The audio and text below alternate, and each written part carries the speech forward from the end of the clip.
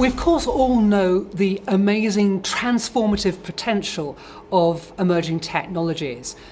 Change the way that we learn, change the way that we transact and do business, and have enormous potential in the way society develops in future. But we need to be careful that the fetishization of tech and all the hype about 4IR in particular doesn't overshadow some of the potential pitfalls. And that's what we're looking at here, particularly with respect to human security.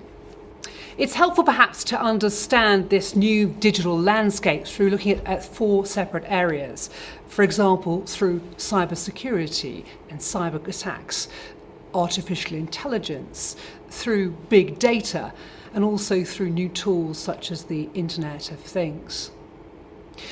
These areas align very much with some of the work that we're doing here at the ISS. In particular, what we're trying to do is embed that digital footprint in our existing programs. So take, for example, transnational crime.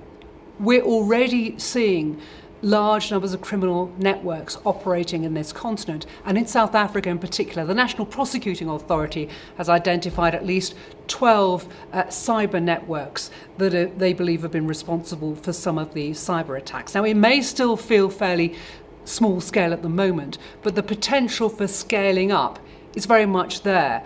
What we're increasingly seeing is hackers for hire, groups that are able to loan their services out, not only to other criminal networks, but also to potential state rivals. And that's something that has to be very much borne in mind. With transnational crime, we also have the real world possibilities of preemptive strikes or retaliatory strikes. What I mean by that is responses, real-world responses to virtual threats. We've seen that happen already in Israel in response to what they say was a Hamas cyber threat. Well, imagine if the same thing were to happen in Yemen or in Somalia. The real-world repercussions could be really quite significant. The digital issue also fits in very well with the work that we're doing on terrorism and countering violent extremism. We've already seen, for example, the use of IEDs, roadside bombs, mounted onto drones. Drones which you can now buy domestically in shops with prices getting cheaper and cheaper.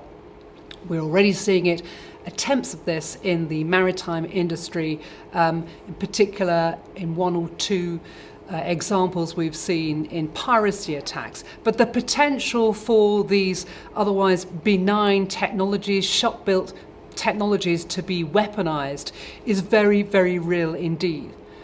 Social media is also being used to promulgate false news and disinformation, and with the use of deepfakes whereby media is manipulated also is something that terrorist networks are beginning to use and potentially hone.